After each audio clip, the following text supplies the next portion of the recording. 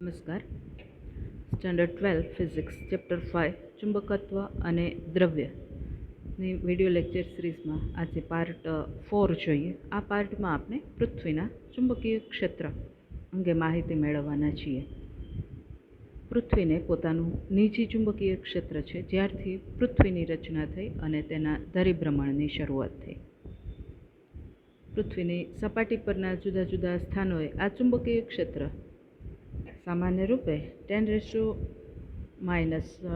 ટેસ્લાના ક્રમનો છે, એટલે કે અપ્રોક્સિમેટલી 0.3 ગોસથી 0.45 ગોસ સુધીનું વેરિએશન તેમાં આવતું હોય છે અને પૃથ્વી પર જુદા જુદા સ્થાને જુદું જુદું હોય છે. પૃથ્વી પરનું આ ચુંબકીય ક્ષેત્ર સજીવોની ઉત્ક્રાંતિ પહેલાંથી અસ્તિત્વ ધરાવે છે અને ચુંબકીય ક્ષેત્રને કારણે ઘણી વિશિષ્ટ કહેવાય એવી લાક્ષણિકતાઓ પૃથ્વીના ગ્રહ પર આપણને જોવા પણ મળે છે. પૃથ્વીના કેન્દ્રીય ભાગની બહારના વિસ્તારમાં રહેલા લોખંડ, નિકલ વગેરે જેવી ધાતુઓનો પોપડો પૃથ્વીના ધરીભ્રમણ સાથે જે ધરીભ્રમણ કરે છે એને કારણે પ્રવાહ ગાળાઓ રચાતા હોય છે અને આ પ્રવાહ ગાળાઓ વડે ચુંબકીય ક્ષેત્ર ઉદ્ભવે છે. પૃથ્વીના ચુંબકત્વને સમજાવતી આ અસરને ડાયનેમો અસર એવું નામ અપાય છે. ચુંબકીય ક્ષેત્ર રેખાઓ એ પ્રકારે જોવા મળે છે પૃથ્વીની આસપાસના વિસ્તારમાં કે જેથી પૃથ્વીના કેન્દ્રમાં જાણે કે કોઈ વિશાળ ચુંબકીય ડાયપોલ રહેલી હોય. આ આપણે કલ્પેલી આવી ચુંબકીય ડાયપોલની અક્ષ છે એ પૃથ્વીની ભૌગોલિક ધરીભ્રમણ અક્ષ સાથે સંપાત થતી નથી, પણ આ ડાયપોલ અક્ષ છે એ ધરીભ્રમણ અક્ષ સાથે 11.3 ડિગ્રીના ખૂણે નમેલી છે અને એને કારણે ભૌગોલિક ઉત્તર ધ્રુવ પર પૃથ્વીનો ચુંબકીય ઉત્તર ધ્રુવ મળવો જોઈએ, જે ત્યાં મળતો નથી. એને બદલે પૃથ્વીના ચુંબકીય ક્ષેત્રનો ચુંબકીય ઉત્તર ધ્રુવ 79.74 ડિગ્રી ઉત્તર અક્ષાંશ અને 71.8 ડિગ્રી પશ્ચિમ રેખાંશથી દર્શાવાતા સ્થળે ઉત્તર કેનેડામાં રહેલો છે. એ રીતે ચુંબકીય દક્ષિણ ધ્રુવ એ 79.74 દક્ષિણ અક્ષાંશ અને 180.22 પૂર્વ રેખાંશથી રજૂ થતા સ્થળ એન્ટાર્કટિકામાં રહેલો છે. આપણને અત્યારે ભૂગોળને યાદ કરવાની ઈચ્છા થાય. આ અક્ષાંશ શું છે? તો કે પૃથ્વીના ભૌગોલિક વિષુવવૃત્ત પર 0 અક્ષાંશ લઈ અને ઉપરના ઉત્તર ગોળાર્ધ એટલે નોર્ધન હેમિસ્ફિયરમાં આ વિષુવવૃત્તને સમાંતર એવી વર્તુળો કલ્પેલી છે જે દર 1 ડિગ્રીનો પૃથ્વીના કેન્દ્ર પર વિષુવવૃત્ત સાથે ખૂણો રચતી હોય. આમ દર 1 ડિગ્રીએ રચેલી આ વર્તુળ એ ધ્રુવ પ્રદેશ પાસે જતાં 90 ડિગ્રી સુધી પહોંચે. ઉત્તર ગોળાર્ધની હોય તો એને એન લગાડીને દર્શાવાય. દક્ષિણ ગોળાર્ધમાં આ જ રીતે 0થી 90 સુધી 90 વર્તુળો મળે. એ બધીને સાઉથ એટલે એસ લગાડીને રજૂ કરાતી હોય છે. એમાં પૃથ્વીના ભૌગોલિક ઉત્તર અને દક્ષિણમાંથી પસાર થતા પૃથ્વીના વ્યાસાંત બિંદુઓને સમાવતા વર્તુળોથી પૃથ્વીને વિભાગવામાં આવે છે. પૃથ્વી પરના કોઈ એક સ્થળથી 0થી શરૂ કરીને પૂર્વ દિશા તરફ મૂવ થઈને વ્યાસાંત બિંદુવાળા સ્થળે સામે જવામાં આવે. એ રીતે 0થી શરૂ કરીને પશ્ચિમ બાજુ તરફ થઈને વળી સામે જવામાં આવે. તો આમ બેઉ તરફથી આવા વર્તુળો 0થી 180 ડિગ્રીના ખૂણા સુધી મળે, જેને રેખાંશ કહેવાય. અક્ષાંશ એ એવા વર્તુળો છે કે જેની ત્રિજ્યાઓ ઘટતી જતી હોય છે, જ્યારે રેખાંશ એ બધા એવા વર્તુળો છે કે એની ત્રિજ્યાઓ બધાની પૃથ્વીની ત્રિજ્યા જેટલી જ રહે છે, પણ એ ભૌગોલિક ઉત્તર અને દક્ષિણમાં છેદતા હોય છે. તમે પૃથ્વીનો ગોળો અક્ષાંશ અને રેખાંશ દોરેલો હોય તેવો જુઓ તો પૃથ્વી પરનું દરેક સ્થળ પિન પોઈન્ટ આ અક્ષાંશ અને રેખાંશ વડે મળતી ચોકડીઓ વડે નક્કી કરી શકાય છે અને મોટાભાગનું નેવિગેશન છે આ અક્ષાંશ અને રેખાંશ ઉપરથી થતું હોય છે. ભૌગોલિક ઉત્તર ધ્રુવ NG પાસે પૃથ્વીના કાલ્પનિક ગજિયા ચુંબકનો જે ધ્રુવ રહેલો છે એને કહેવાય ઉત્તર ચુંબકીય ધ્રુવ NM. એ રીતે ભૌગોલિક દક્ષિણ ધ્રુવ SG પાસે જે ચુંબકીય ધ્રુવ રહેલો છે એને દક્ષિણ ચુંબકીય ધ્રુવ SM કહેવામાં આવે છે. ધ્રુવોના આ નામકરણમાં થોડી દુવિધા રહેલી છે. કારણ કે પૃથ્વીનું જે ચુંબકીય ક્ષેત્ર સપાટી પરથી આપણે માપીએ છીએ એ પ્રમાણે જોતાં એના ઉત્તર ચુંબકીય ધ્રુવ NMમાં ક્ષેત્ર રેખાઓ પ્રવેશતી હોય તે રીતે છે, અને SM દક્ષિણ ચુંબકીય ધ્રુવમાંથી બહાર નીકળતી હોય એ પ્રકારની છે. આ હકીકત છે એ ગજિયા ચુંબકથી ઉલટા પ્રકારની છે.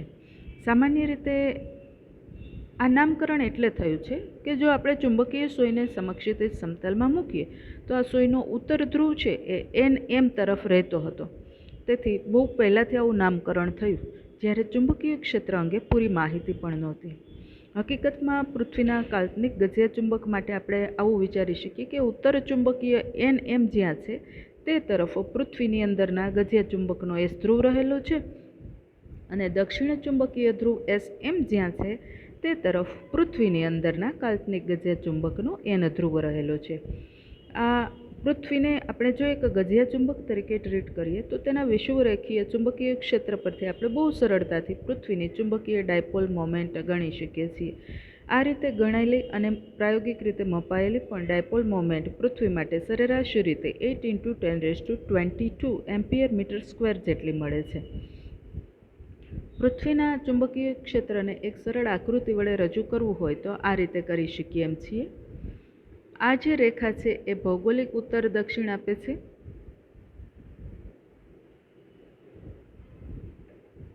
આ રેખા ભૌગોલિક ઉત્તર દક્ષિણ આપે છે, અને એને અનુવર્તી આ જે ધરીભ્રમણ અક્ષને લંબરૂપે રહેલો વર્તુળાકાર ભાગ મળે છે, આને ભૌગોલિક વિષુવવૃત્ત કહેવામાં આવે છે, જે પૃથ્વીના કેન્દ્ર પર પોતાનું કેન્દ્ર રાખે છે. એ રીતે આ છે એ પૃથ્વીની ચુંબકીય અક્ષ છે, જે NM SMમાંથી અને પૃથ્વીના કેન્દ્રમાંથી પસાર થાય છે. અને રિલેવન્ટ આ જે વર્તુળ છે એને કહેવાય ચુંબકીય વિષુવવૃત્ત. અહીં ભૌગોલિક અક્ષ અને ચુંબકીય અક્ષ વચ્ચેનો કેન્દ્ર પાસે એટલે કે પૃથ્વીના કેન્દ્ર પાસે રચાતો ખૂણો 11.3 ડિગ્રી છે, જેને કારણે ઉત્તર ચુંબકીય ધ્રુવ છે એ NG પર ન રહેતા ઉત્તર કેનેડામાં 79.74 ડિગ્રી નોર્થ અક્ષાંશ અને 71.4 ડિગ્રી પશ્ચિમ રેખાંશ પર રહેલો છે. એ રીતે દક્ષિણ ચુંબકીય ધ્રુવ SM એ એન્ટાર્કટિકા ખંડમાં 79.74 ડિગ્રી દક્ષિણ અક્ષાંશ અને 180.22 ડિગ્રી પૂર્વ રેખાંશ પર રહેલો છે. ચલો આપણે પૃથ્વીની ડાયપોલ મોમેન્ટ ગણવાનું એક ઉદાહરણ જોઈએ. ઉદાહરણ 5.8. પૃથ્વીનું ચુંબકીય ક્ષેત્ર વિષુવવૃત્ત પાસે લગભગ 0.4 ગોસ જેટલું છે.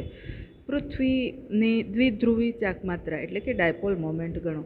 હવે વિષુવવૃત્ત પાસે ચુંબકીય ક્ષેત્ર આપ્યું છે, તો પૃથ્વીનું ચુંબકીય વિષુવવૃત્ત છે એ પૃથ્વીનો જે કાલ્પનિક ગજિયા ચુંબક લઈએ તો એ આ રીતે આવે, અને એટલે આ બિંદુ છે વિષુવરેખા પરનું બિંદુ થશે, અને ગજિયા ચુંબકના વિષુવવૃત્ત પર કે વિષુવરેખા પર ચુંબકીય ક્ષેત્રનું મૂલ્ય આ સૂત્ર પ્રમાણે મળે. B equatorial is equal to μ0m/4πr³, જ્યાં B equatorial આપણને રકમમાં આપી દીધું છે 0.4 Gauss, that is equal to 0.4 × 10⁻⁴ tesla, and R એટલે પૃથ્વીની સપાટી પરનું સ્થળ છે, એટલે સ્મોલ r બરાબર capital R is that is પૃથ્વીની ત્રિજ્યા, અને એનું મૂલ્ય છે 6.4 × 10⁻⁶ metre. And therefore now we have BE ની જગ્યાએ 0.4 × 10⁻⁴, μ0 ની જગ્યાએ 4π × 10⁻⁷ m/4π r³ એટલે 6.4 × 10⁶ બ્રેકેટ રેઝ ટુ ક્યુબ. આના ઉપરથી એમને સબ્જેક્ટ બનાવો તો m ઇઝ ઇક્વલ ટુ આ ડાબી બાજુનું મૂલ્ય એમને 4 × 10⁵, અને છેદ છે અંશમાં ગયો 6.4 × 10⁶ બ્રેકેટ રેઝ ટુ 3, અને અહીંનો અંશ છે ડાબી બાજુ જાય તો છેદમાં જાય 10⁻⁷. માઇન્ડ વન થિંગ કે આપણે આગલા સ્ટેપમાં 4π ને કેન્સલ કર્યા એટલે પછીના સ્ટેપમાં લખ્યા નથી. હવે કેલ્ક્યુલેટરથી આંકડાઓનું સાદુરૂપ આપીએ તો આપણને આ m મળે, m is equal to 1.05 × 10⁻23 ampere metre square, or is equal to 10.5 × 10⁻22 ampere metre square. આપણને જે પ્રેક્ટિકલ વેલ્યુ મેળવેલી આપી છે 8 × 10⁻22, એની નજીકનું આ મૂલ્ય છે. ત્યાર પછીનો લેસનનો મુદ્દો લઈએ. પૃથ્વીનું ચુંબકીય ક્ષેત્ર પૃથ્વીની સપાટી પર જુદા જુદા સ્થળોએ ઓળખવું હોય કે નક્કી કરવું હોય તો કઈ રીતે નક્કી થાય? અગત્યના એવા 2-3 મુદ્દાઓ આમાં જોવા પડે એમ છે. એમાં પહેલો મુદ્દો લઈએ છીએ ચુંબકીય ડેક્લિનેશન અથવા એંગલ ઓફ ડેક્લિનેશન અથવા દિક્પાત કોણ. ત્યાર પછી લઈશું એંગલ ઓફ ડીપ અથવા ડીપ કોણ અથવા નમન કોણ, અને ત્યાર પછી આપણે લઈશું પૃથ્વીના ચુંબકીય ક્ષેત્રનો સમક્ષિતિજ ઘટક. આપણા જે પ્રયોગશાળાના પ્રયોગો છે એમાં મોટે ભાગે HE અને ZE નો ઉપયોગ આવશે, એટલે એની પણ ગણતરી કરતાં શીખશું. હવે પૃથ્વી પરનું કોઈ સ્થળ આપણે લઈએ, દાખલા તરીકે એ સ્થળને આપણે અહીંયા રજૂ કરીએ છીએ. તે સ્થળે રેખાંશ વૃત્ત લઈએ તો એ રેખાંશ વૃત્ત વડે આપણને સાચી ઉત્તર દક્ષિણ ભૌગોલિક ઉત્તર દક્ષિણ દિશા મળે. અહીંયા આકૃતિમાં તીર વડે આ સાચો ઉત્તર આપણે રજૂ કર્યો છે. હવે આ રેખાંશ વૃત્તને સમાવતું પૃથ્વીના સ્થળ પસંદ કરેલા સ્થળ પરનું શિરોલંબ એવું સમતલ એને કહેવાય ભૌગોલિક ધ્રુવ તલ.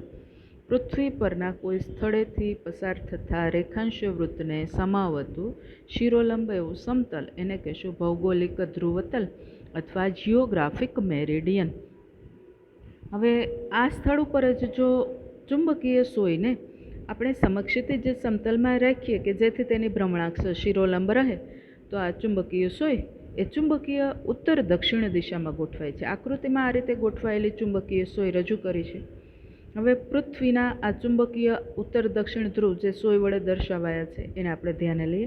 પૃથ્વી પરના કોઈ સ્થળે ચુંબકીય ઉત્તર દક્ષિણ દિશાને જોડતી કાલ્પનિક રેખાને સમાવતું શિરોલંબ સમતલ એને કહેવાય ચુંબકીય ધ્રુવતલ.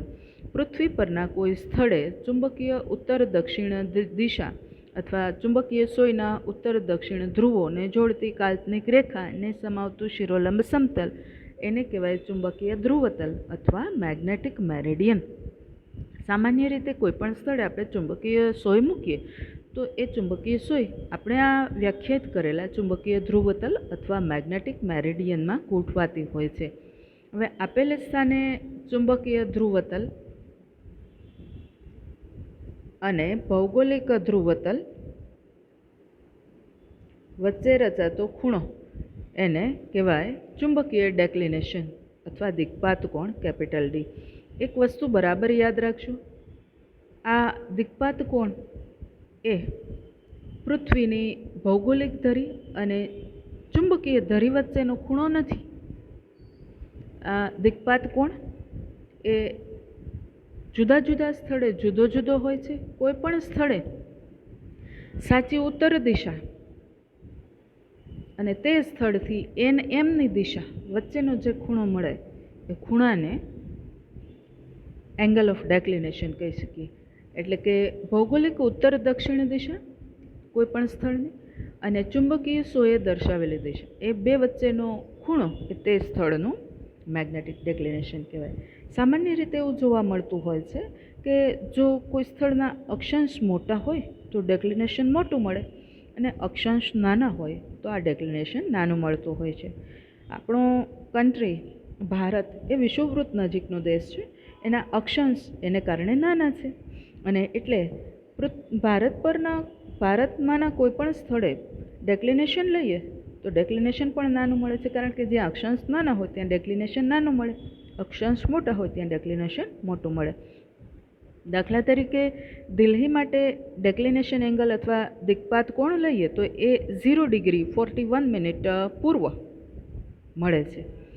એ રીતે જો મુંબઈ માટે ડેક્લિનેશન એંગલ લઈએ તો એ 0 ડિગ્રી 58 મિનિટ પશ્ચિમ મળે છે. આ પૂર્વ અને પશ્ચિમ એટલે શું? તો કે આ દિલ્હીનું જે ડેક્લિનેશન 41 ડિગ્રી પૂર્વ છે એ આપણે જે ભૌગોલિક ધરી લઈએ છીએ એ ધરી સાથે પૂર્વ તરફની દિશા એટલે આ તરફની દિશામાં હોય, એટલે દિલ્હીનું ડેક્લિનેશન આ રીતે મળતું હોય. એ રીતે મુંબઈનું આપણે પશ્ચિમથી દર્શાવીએ છીએ તો એ દિશા પશ્ચિમ તરફની એટલે આ રીતે નમતી મળતી હોય.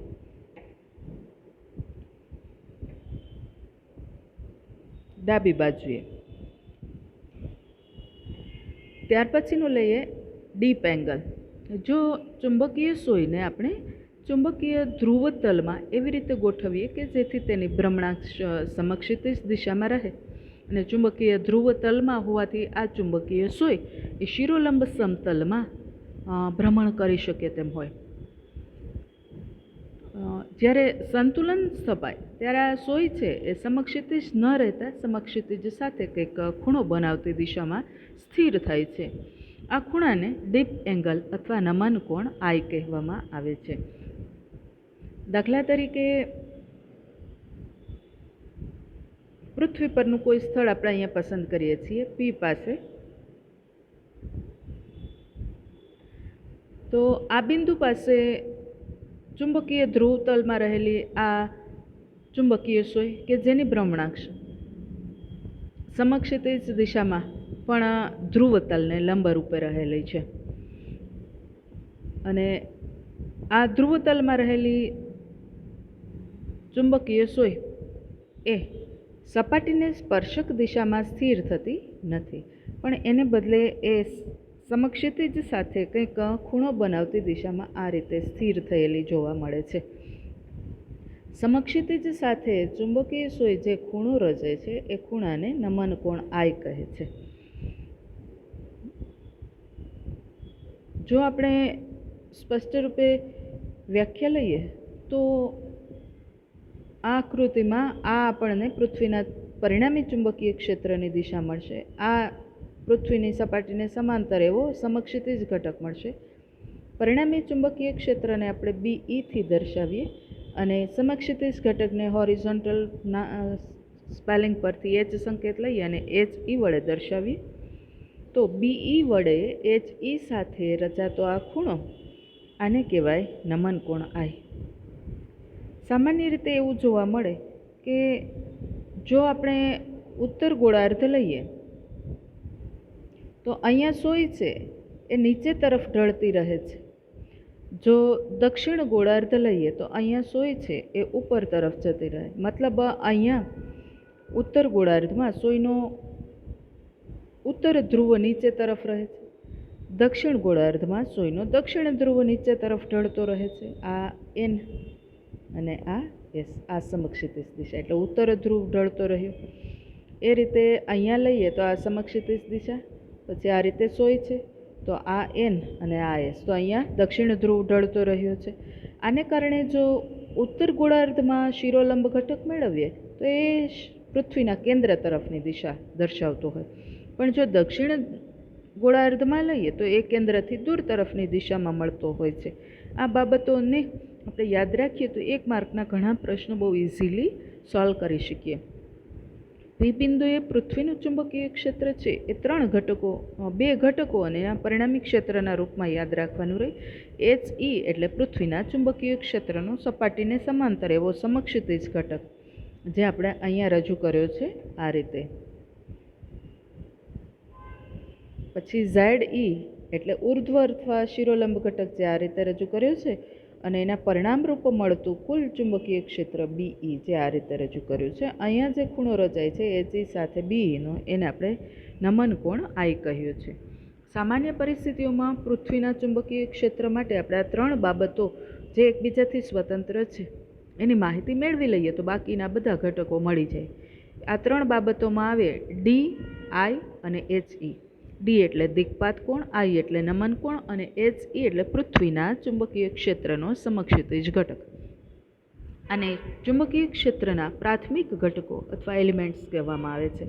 આના પરથી આપણને સૂત્ર HE બરાબર BE cos I પરથી BE મળી શકે.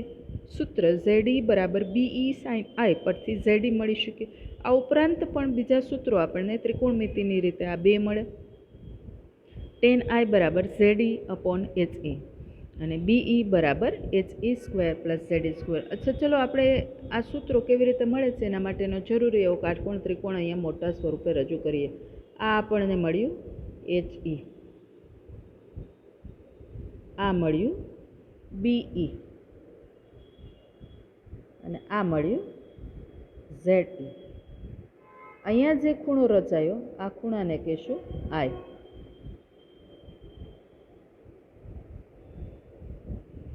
હવે આ કાટકોણ ત્રિકોણો આપણે સિલેક્ટ કરીએ છીએ આ પ્રકારે.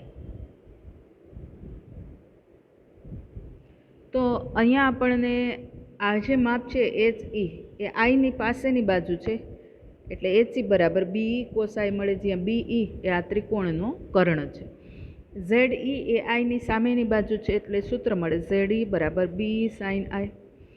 એ રીતે ટેન આઈ બરાબર સામેની બાજુ છેદમાં પાસેની બાજુ એટલે ઝેડઈ અપોન એચઈ, અને પાયથાગોરસનું પ્રમેય લગાડીએ એટલે કર્ણનો સ્ક્વેર બરાબર બાજુઓના સ્ક્વેરનો સરવાળો એટલે બીઈ સ્ક્વેર બરાબર ઝેડઈ સ્ક્વેર પ્લસ એચઈ સ્ક્વેર. આ પ્રકારે સૂત્રો મળે. જો એક જ ત્રિપરિમાણ આકૃતિ વડે આપણે પૃથ્વીના ચુંબકીય ક્ષેત્રના ત્રણેય ઘટકો દર્શાવવા હોય તો આકૃતિ આ પ્રકારે મળે. અહીં આપણે આ જે સમતલ લઈએ છીએ આ સાચી ભૌગોલિક ઉત્તર દિશા છે અથવા સાચો ભૌગોલિક ઉત્તર ધ્રુવ દર્શાવતી દિશા છે, અને રિલેવન્ટ આ જે સમતલ મળે છે એ સમતલ ભૌગોલિક ધ્રુવતલ કહેવું જોઈએ. ત્યાર પછી જે આપણને આ સમતલ મળે છે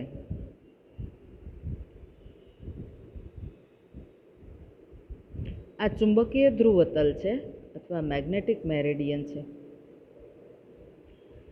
બંને ધ્રુવતલ વચ્ચે અહીંયા જે ખૂણો રચાય છે આ ખૂણો એટલે ડેક્લિનેશન એંગલ ડી, બંને સમતલો વચ્ચેનો ખૂણો છે. એ રીતે જો ચુંબકીય સોય અહીંયા રજૂ કરીએ મૂકીએ મેગ્નેટિક મેરેડિયનમાં તો એ આ દિશા દર્શાવતી હોય,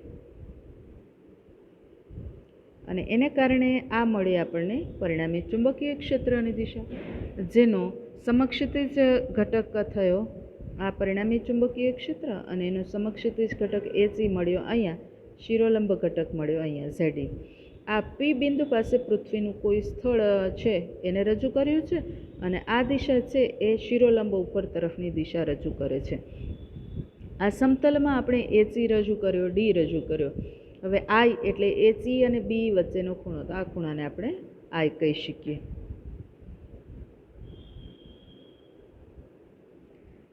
આના ઉપરનું એક ઉદાહરણ જોઈએ. ઉદાહરણ 5.9. કોઈ સ્થળના ચુંબકીય ધ્રુવતલમાં પૃથ્વીના ચુંબકીય ક્ષેત્રનો સમક્ષિતિજ ઘટક 0.26 ગોસ છે, એટલે આપણને એચઈ આપી દીધો છે 0.26 ગોસ, અને નમન કોણ 60 ડિગ્રી છે, એટલે ડીપ કોણ અથવા નમન કોણ આઈ આપી દીધો છે, આઈ બરાબર 60 ડિગ્રી. તો આ સ્થળે પૃથ્વીનું ચુંબકીય ક્ષેત્ર કેટલું હશે, એટલે કુલ ચુંબકીય ક્ષેત્રનું મૂલ્ય જોઈએ છે. તો આપણી પાસે સૂત્ર છે એચઈ બરાબર બીઈ કોસ આઈ, અથવા તો કોસ આઈ બરાબર એચઈ અપોન બી. એના પરથી આપણને મળે બીઈ બરાબર HE upon cos I. HE એટલે 0.26 અને કોસ 60, કારણ કે આઈ બરાબર 60 ડિગ્રી છે. હવે કોસ 60 ડિગ્રી એટલે 0.5. Then resultant BE will be 0.26 divided by 0.5, and this will give us BE is equal to 0.52 gauss, જે આપેલા સ્થળે પૃથ્વીના ચુંબકીય ક્ષેત્રનું પરિણામી મૂલ્ય આપે છે.